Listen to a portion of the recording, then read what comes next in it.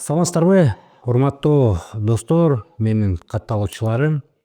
Бул подкаст жанагы эле бизде буга чейин да биз чыгардык элек криптовалютанын тегерегиндеги ызычы боюнча. MCN Coin жана ызычы болгондо мен дагы чыгып ошо MCN Coin боюнча айттым эле. Көпчүлүгү болсо албетте мени сындашты. Сен каякта жүрдүң эле буга чейин? Эмне кыйын болуп, кыйраткансып ГКМБ укур органдары ушуну кармагандан кийин анан айттың деп ошентип сындап жатышат да. Андан кийин мындан тышкары дагы бир сын пикирлер бул мага эмес, бул Айзада Жамгырчиевага, Анжелика Кайратовага жана башкаларга, башка блогерлерге дагы багытталып, бул шүмүштөрдү жоопкерчиликке тартыш керек. Себеп дегенде булар ушу криптовалютаны алгыла деп рекламалашкан деп айтып чыгышты.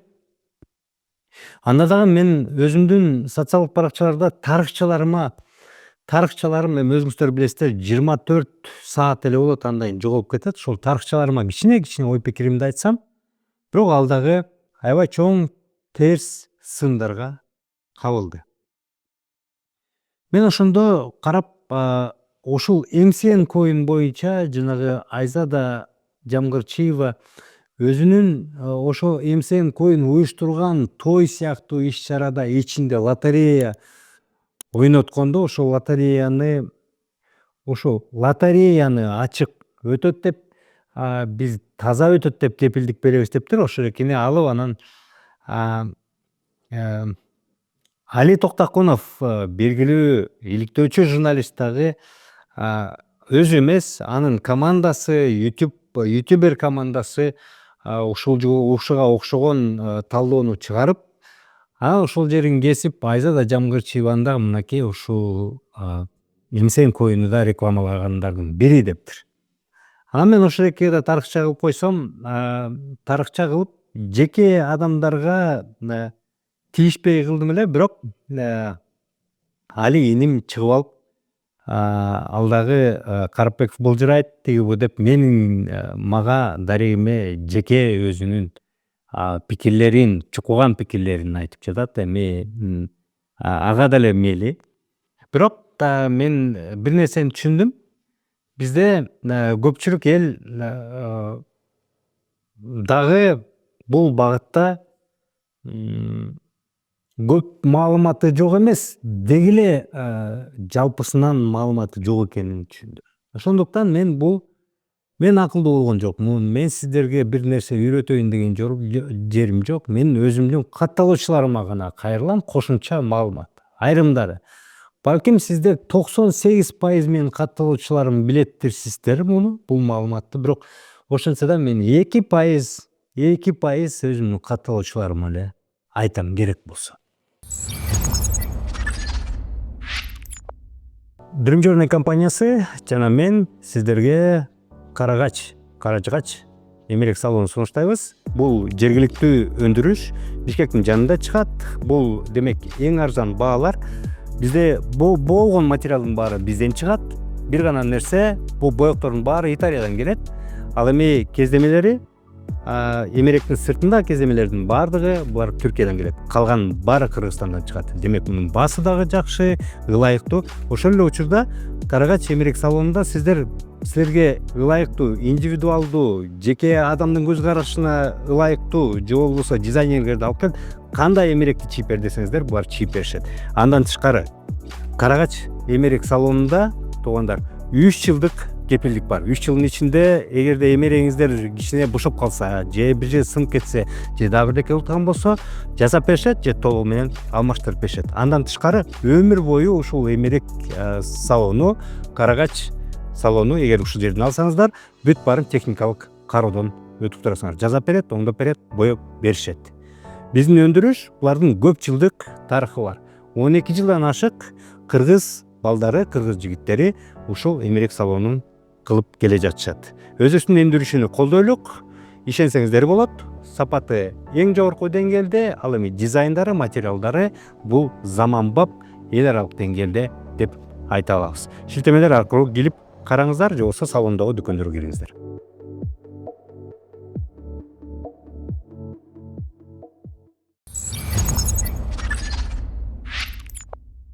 Эмне үчүн мен тарыхчымда да азыр айтып кеттим. Эмне үчүн биз азыр туруп мисалы ошол эле Анжеликаны, ошол эле Айзаданы сындаганыбыз жалпысынан туура эмес. Азыр видеолорду чыгарып алып, ошол Айзада дагы, Анжелика дагы ошол Тифкоин дегенди рекламалап, жарнамалаган экен. Анан депутаттарыбыз дагы демек буларды жоопкерчиликке тартыш керек деп.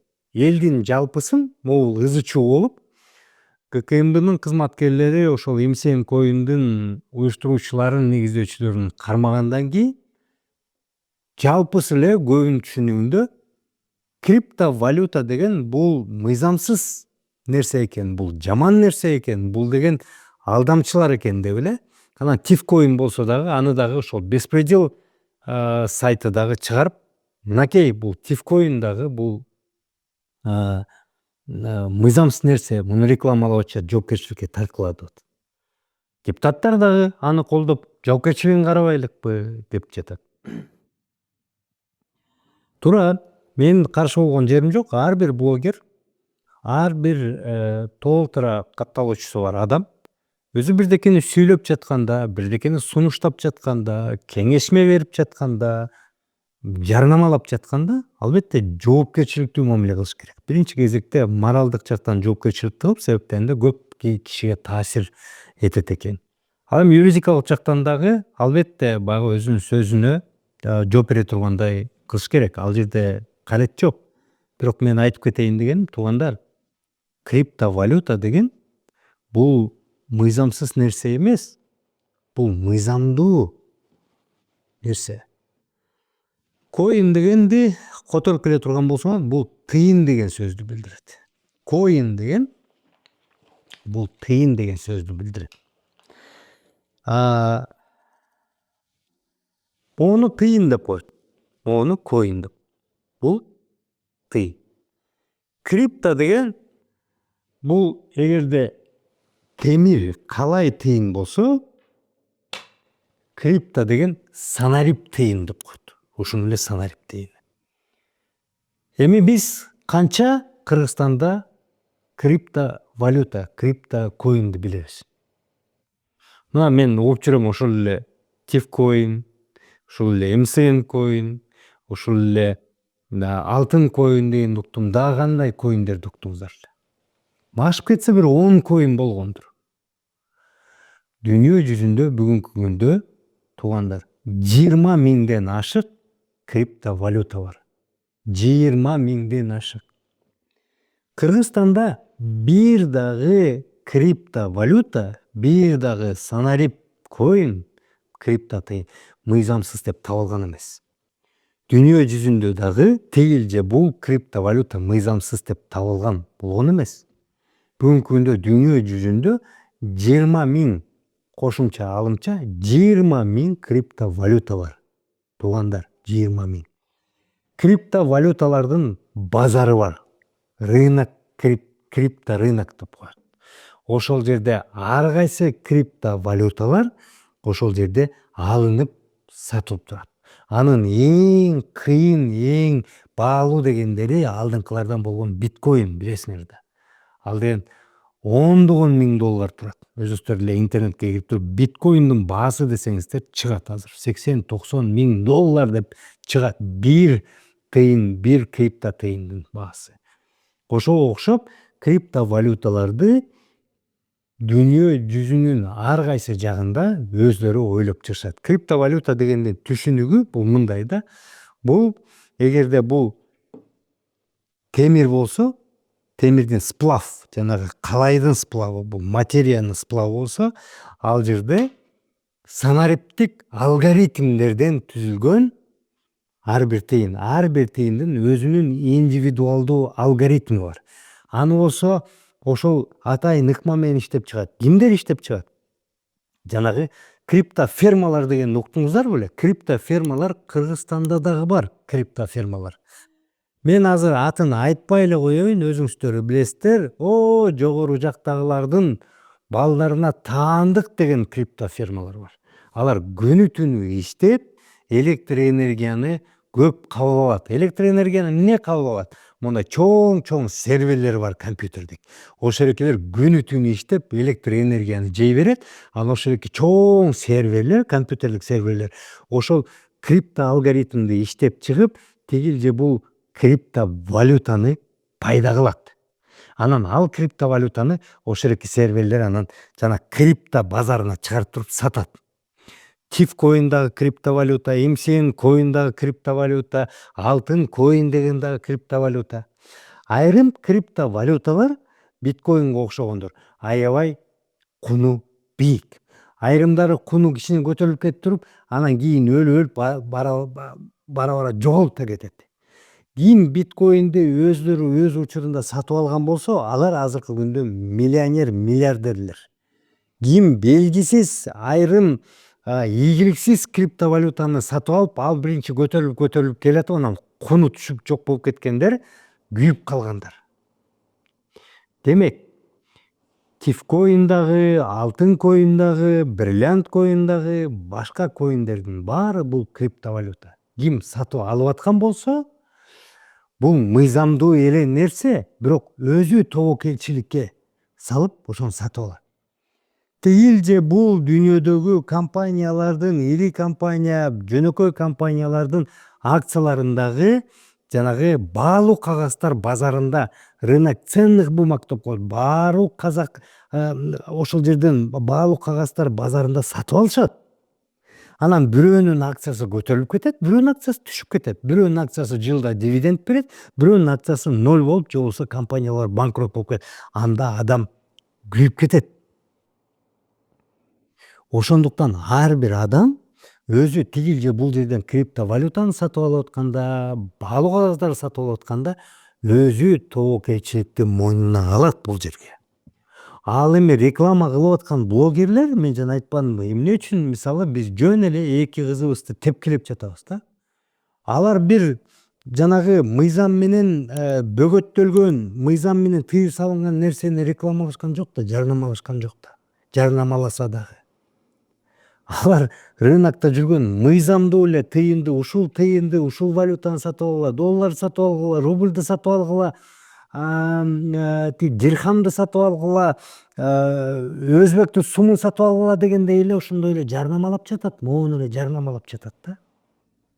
Ошол эки тифкоинди иштеп чыккандар же болбосо ошол рынокто жүргөндөр аларга кадимкидей эле акча төлөп атат жарнамалап. Аларда эмне күнөө? Блогерлерде, бул учурда. Аларда күнөөсү жок буларда. Эгерде мисалы мен туруп могул жерде 100% силерге кепилдик берем, ушул эки акчаны силер 10 эсе кылып аласыңар деп анан ошентип сата турган болсом, анда бир жөн. Бирок алгыла, мен ишенем деп атса, бул кадимкидей эле реклама. Туугандар, мен деле Royal компаниясынын чарчы метрлерин, батирлерин алгыла деп жатпаймынбы?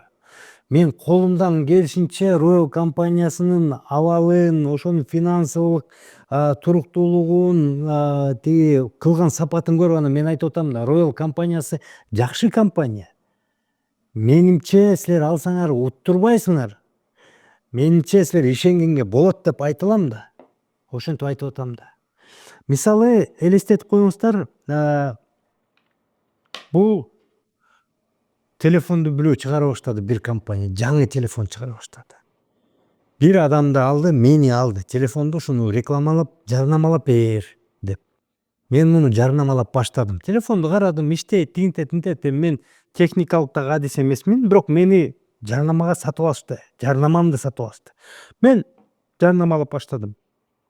Бир аздан кийин бул телефонду чыгарган компания же туура эмес иштерди кылып, же болбосо ал жерде мыйзамсыз нерселер болуп чыгып, банкрот болуп калды, же болбосо мунун ичинде бир кандай бир техникалык мүчүрүштөр кетти. Ошондо, бирок бунун рекламасы, жарнамасы менин сүрөтүм менен мындай сатыш тармактарда кетти, мисалы КТЗда реклама болуп кетти да. Азыр биз Айзада Жамгырчиеваны, Анжеликаны жоопко тартылсын деп атканыбыз эле ушул учурда мисалы КТР да жоопко тартылсын, ошол жерде реклама тартылган бала да жоопко тартылсын, бул телефонду чыгарган дагы жоопко тартылсын деп кыйкырып аткан учурубуз да. Мен ошону гана айттым. Ошону чыгарып могул акмактар деп мисалы мейли эл го, баягы карапайым эл ошол экенин угуп, аларга ишенип алып алды. Анан бирок аларга тукуруп могул ушул акмактар үчүн ушул негизи ушулар да күнөөлүү, мынакей ошолорго ишенди деген жалпысынан мындай туура эмес. Себеп дегенде мен айтып кеткендей эле алар жарнамалашты да жөн эле. Биз ар бир адам тигил же бул рекламаны угарда өзүбүз талдап, өзүбүз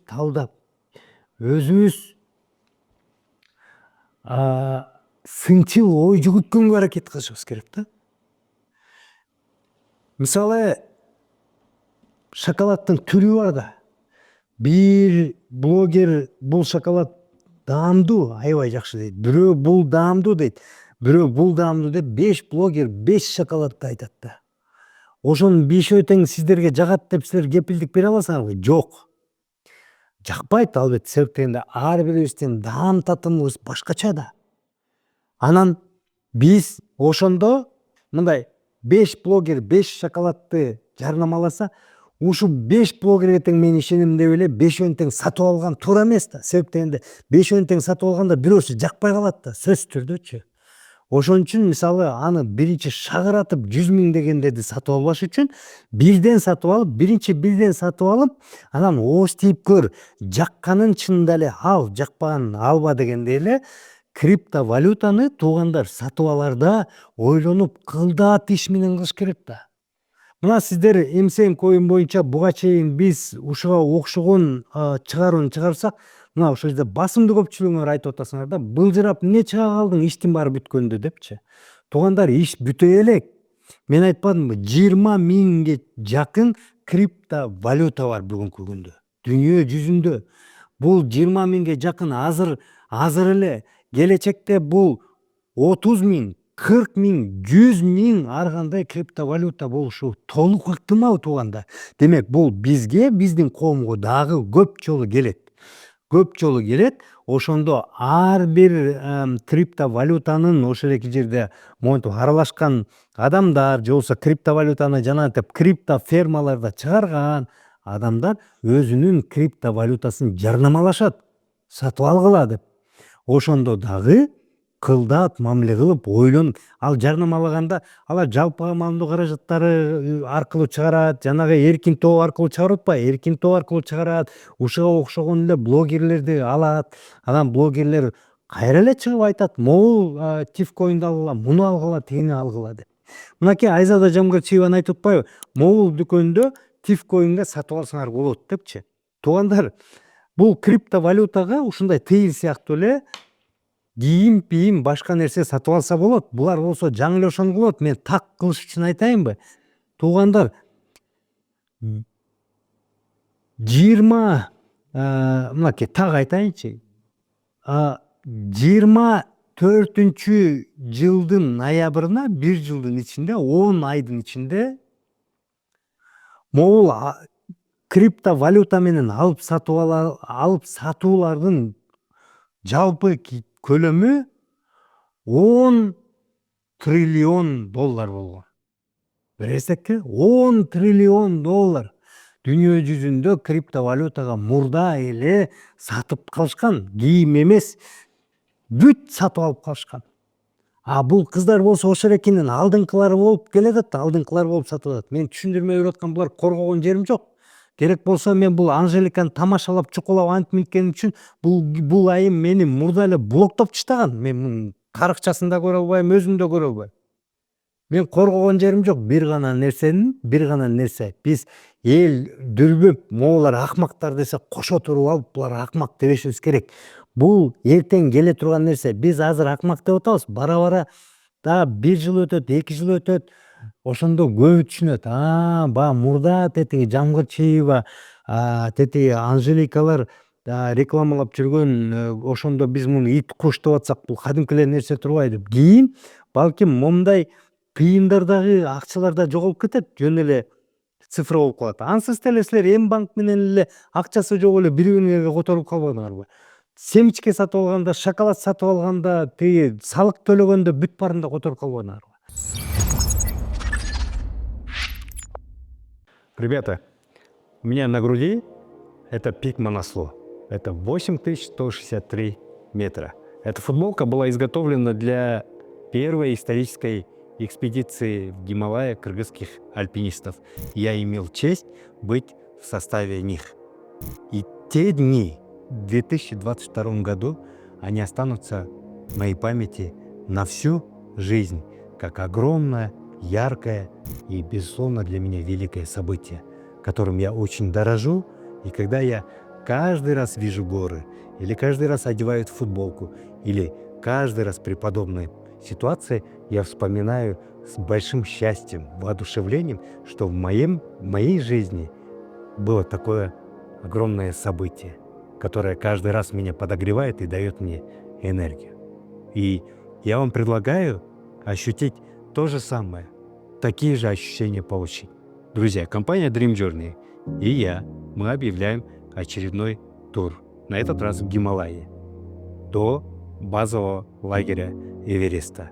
5400 метров в высоту. По дороге в Эверест мы будем ходить, это 13 дней приключения. Каждый день мы будем ходить по 5-6 часов. Мы посетим обязательно великий город Намче, это столица всех альпинистов мира. Мы обязательно пойдем до базового лагеря Эвереста, дотронемся до подножия горы Эвереста. Вы собственными глазами увидите самую высокую точку нашей планеты.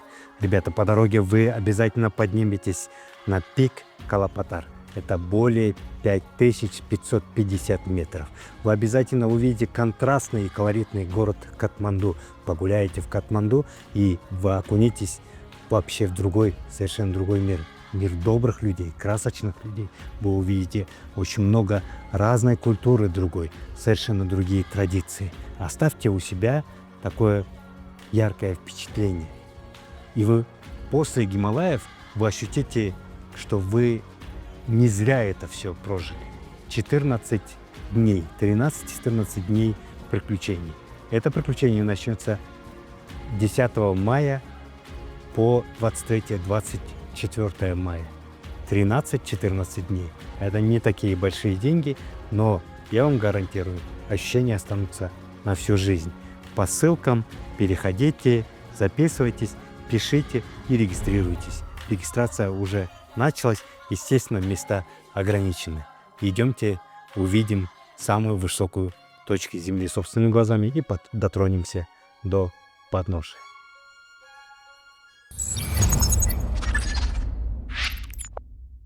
Андан тышкары мен айтайын дегеним, мен урматтуу катталуучуларым, бул жеке жактын гана санариптик криптовалютасы эмес, мамлекеттердин дагы криптовалюталары бар.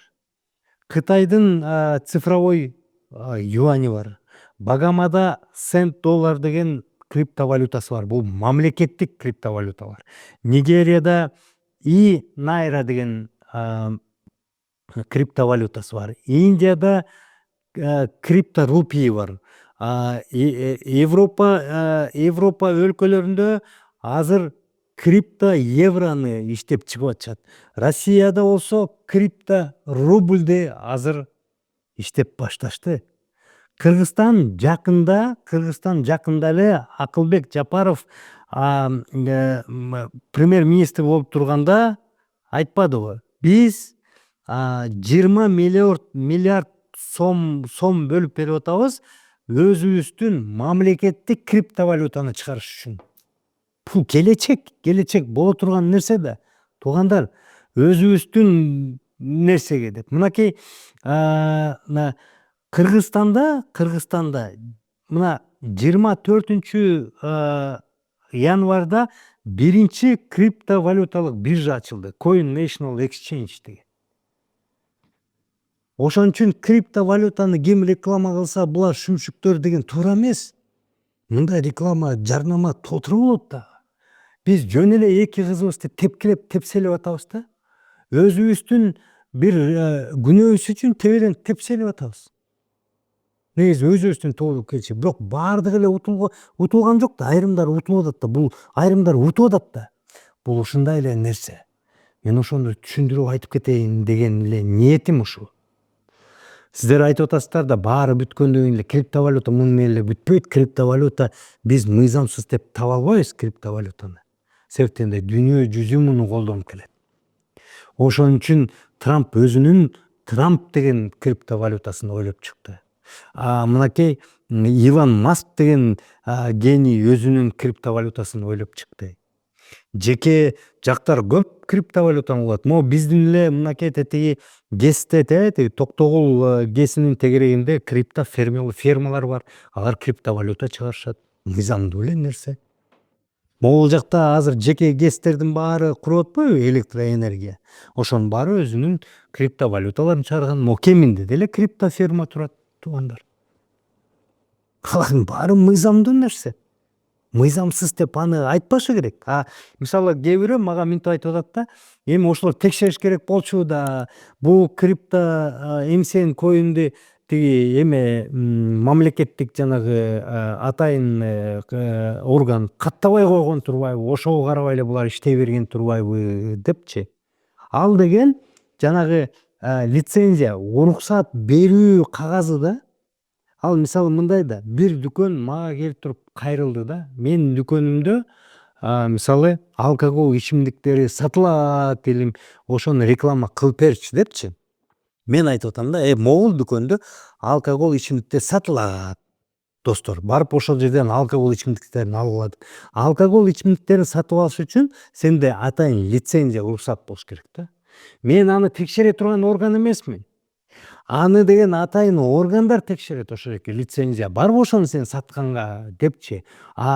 Мени аны үчүн жоопкерчиликке тартпаш керек. Мен андай орган эмесмин да. Мен айтпайм да, мен сени рекламалап берем, кана сен барбы, патентиң барбы, анан тиги салыгың барбы, анан мунун салык төлөдүңбү, анан тигиндейби депчи. Андай эмес да. Мен жөн гана мунун проводникмин да.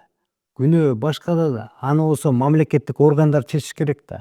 Эгерде там канча жолу дейт тиги бизге 4 жолу кайрылган, 4 жолу эмсен коининге биз баш тартканбыз, ошого болбой эле булар иштеп атат депчи. Анда ошол кызматтын өкүлдөрү эмне тиги Финнадзордун же башкалардын кызматкерлеринин өкүлдөрү эмне кашак түлөйбү? Эмсен коин башка жактан чыгып атса, жарнамалап атса, аны укук коргоо органдарына ошол билдириш керек да. Укук коргоо органдары могулар уруксат бербесек деле, лицензиясы жок эле булар чыгып атышат, буларды жоопкерчиликке тарткыла депчи.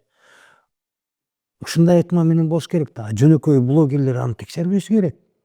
Жөнөкөй блогерлер барып алып, кана алып кел, патентиңди алып кел, анан тиги эмеңди алып кел, уруксат кагазыңды алып кел, анан мен карайм, анан ошондо берем деп отурса, даана бюрократия болот да. Товардын баары эч ким эч жакка чыкпай калат да. Азыр мындай заман, конкуренттүүлүк заман.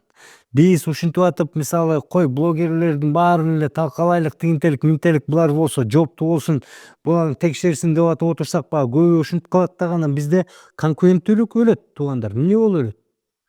Силер биздин баягы товарлар кайсылар бар, эмнелер бар, кандай топчуктар бар, ошону билбей каласыңар да. Кеп ошондо да. Ошондуктан мисалы буга дагы өтө кылдаттык мамиле жасаш керек. Мен мындай жоопкерчиликтүү болбошу керек деген жерим жок. Баары жоопкерчиликтүү болуш керек.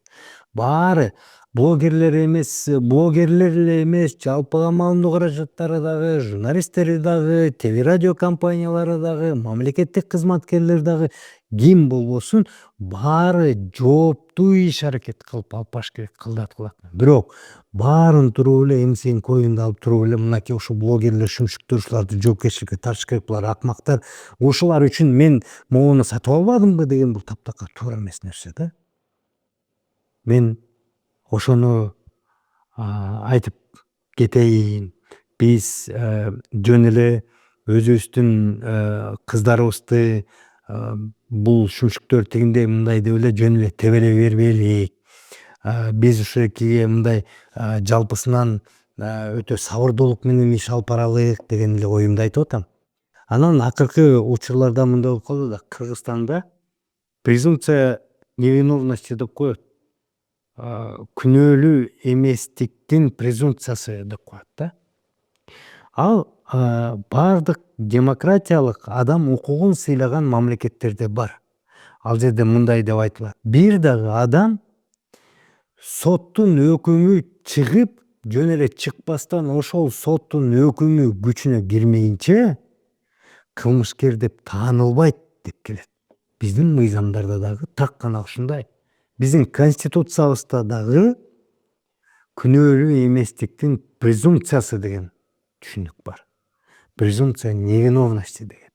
Акыркы учурларда бул эле бийликтен башталган жок. Мурунку эле бийликтерден башталып келди да. Күрөшүп, оппозиция менен башкалар менен күрөшүп келип, аларды жаманаттуу кылуунун бирден бир ыкмасы бар укук органдары баса калат дагы мынакей момундай кылмышка шектүү деп булар кармалды десе эле жалпыга маалымдарды каражаттарга чыгарып эле могул кармалыптыр, мынакей бул паракор, мынакей бул алдамчы, мынакей бул шылуун, мынакей бул өлтүргүч, мынакей бул зордукчу деп эле ага коомубуз так болушар экен, мынакей бул деген жеткен шүмшүк турбай ит деп бооксагын чыгарып момундай аралаштырып анан күнөөлүү кылып таштап салып атабыз да. Таштап салып атабыз. А негизи мисалы сабырдуулук менен күтүш керек да. Келип эле күтөлүк. Ошол эмсең коюнду деле күтөлүк. Мисалы мага кызык болгону канча киши алданып, чынында эле алданды. Укук коргоо органдары да териштирсин, сот органдары да териштирсин, көрөлүк ошол экени. Канча киши ошол эке алданганын кийин кылмышкер деп аяктөө табылат экенин, соттун өкүмү чыгып, ал күчүнө киргенде, анан ошондо мисалы баарыбыз айталык: акмактар булар күнөөлүү турбайбы деп. Канча ушуга окшогон мисал болду. Канча ушуга окшогон мисал болду. Мисалы барып укук коргоо органдары баса калышат, анан мындай музыкасын коштотуп туруп бир укмуш бир акмактардай кылып туруп чыгарышат, анан болду, иш сотко да жетпейт да. А биз болсо эл мурда эле аларды шыбап, ит, куш кылмышкер деп таштаганбыз да. Адамдын аброю да тепселенди, анан мындай кадыр баркы, ар намысы деген баары өлдү да. Биз ушундай абалга келип калдык да, эчтекени күтпөй эле дароо эле жыйынтыктарды чыгарган абалга келип калдык да. Мисалы Эксан кооперативи боюнча дагы билесиздер да, канча деген ошол экени блогерлер, башка адамдар рекламалашкан. Аягы туруп ошол блогерлерди күнөөлөбөдүкпү? Кооператив деги эле кооператив түзүү бул мыйзамсыз нерсе эмес. Бул мыйзамсыз нерсе эмес, бул мыйзамдуу нерсе. Адамдар кооператив түзгөнгө укуктуу жана кооператив түзүүнүн өз жолдору бар. Бирок кооператив жана Эксанга окшоп аяк түбү барып банкрот болушу ыктымал, өзүнүн ойлогон ой максаттарына жетпей калышы ыктымал. Анан ошол эки кооперативге мүчө болуп киргендер, анан өзүнүн жанагы мүчөлүк салымдарын кошкондор, өзүнүн акчасын, взносторун киргизгендер банкрот болуп калуу ыктымалы бар, мүмкүнчүлүгү.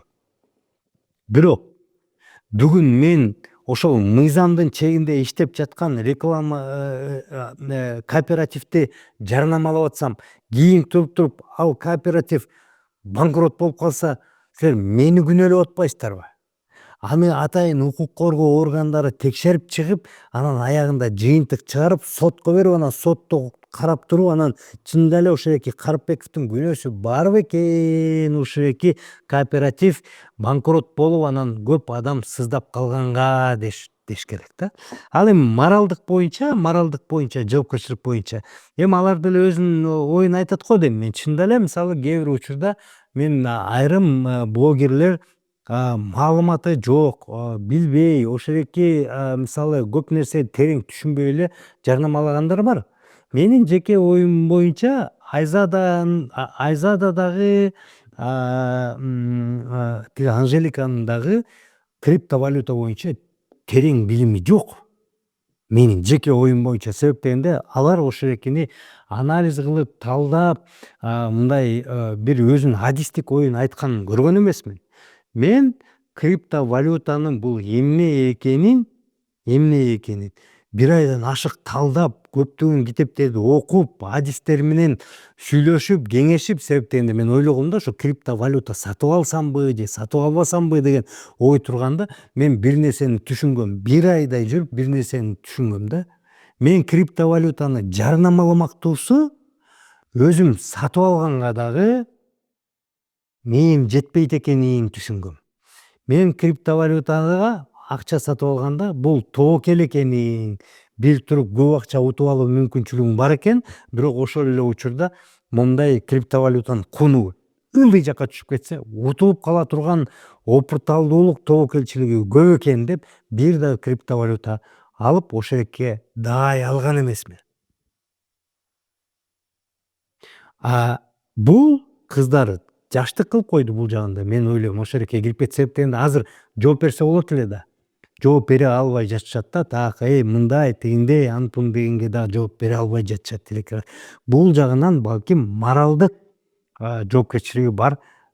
Мен аны менен макулмун. Бирок боктоп, шылап, мазактап, жаман сөздөрдү айтып, кыйкырып өкүрүп ушулар күнөөлүү, ушуларды сотко бериш керек, жоопкерчиликке тартыш керек деген менимче туура эмес деп айтмакчымын да. Биз сабырдуу бололук. Эң биринчи сабырдуулукту өзүбүз ошол криптовалюта, башка чакырыктарга өзүбүз түшүнбөгөн бир багыттарга кирип атканда ошо жөн эле менин тууганым айтты, таанышым айтты, досум айтты, атамдын досунун баласынын бир тууганы дегенди токтотуп, мына ойлонуп, кылдат түшүп, көзүбүз, оюбуз жеткен нерсеге кадам таштасак, мынчалык көп нерселер болбойт. Мисалы мен ошондо деле айтып атпаймынбы, кооператив туруп, эгерде тамдын баасы азыр базар баасы $800 бир чарчы метр $800 кем болбой атса, бирөө туруп $200 десе, албетте ойлонуш керек да, албетте ойлонуш керек да.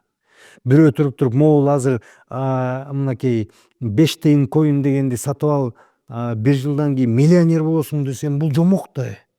Кичине ойлонуш керек да, андача кантип ошондой болот депчи. Мен ошол эле нерсени айтайын деп жатам. Али менен дагы чыкышып ошол жерде айтышкан ниетим жок. Бир гана нерсе алардын командасына айтып атам, силер иликтөөнү жүргүзүп атканда бир күнөөнү бир жакка оодарып койбой, кичине сабырдуу болсоңор деген эле оюм. Башка бирөөлөрдү дагы айтып атканда кичине сабырдуу болуп, кичине талдап, бирибизди урматтап, бирибизди сыйласак, жеке жакка өтүп кетпесек, былчылдашып каяктагы оозгалы сөздөрдү айтышпасак деген эле ой ниетимди айтып коеюн дедим. Туугандар, бул жашоодо каалайбызбы, каалабайбызбы, биз санариптик жашоодо жашап жатабыз, санариптик кылымда жашап жатабыз. Буга окшогон коиндер толтура болот келечекте. Ошондуктан баарыбыз билим алалык, билимибиз жетпеген жерге, көзүбүз, оюбуз жетпеген жерге баш отубуз менен кирип кеткенден алыс бололук. Өзүбүз мындай кылдат кылып көзүбүз жеткен, өзүбүз түшүнгөн же болбосо ишеничтүү адамдар, жакын адамдарыбыз болсо ошол экелердин кеңеши менен же болбосо адистердин кеңеши менен иш кылалык деген ойдо айтам. Блогерлердин А десе А экен, Б десе Б экен деп кошо кирип кеткенден дагы алыс бололук. Азыркы жашоо ушундай да. Жашоо өтө ылдам, өтө ыкчам. Ошондуктан мындай кылдат, этияттык мамиле жасап жүрөлүк. Маңдай терибиз менен тапкан акчаны алып туруп, миллиондоп бир жерге тыгый бейлик деген нерсени айтайын деген эле оюм. Сак саламаттуу болуңуздар. Бизге катталып, биз менен бөлүшүп туруңуздар.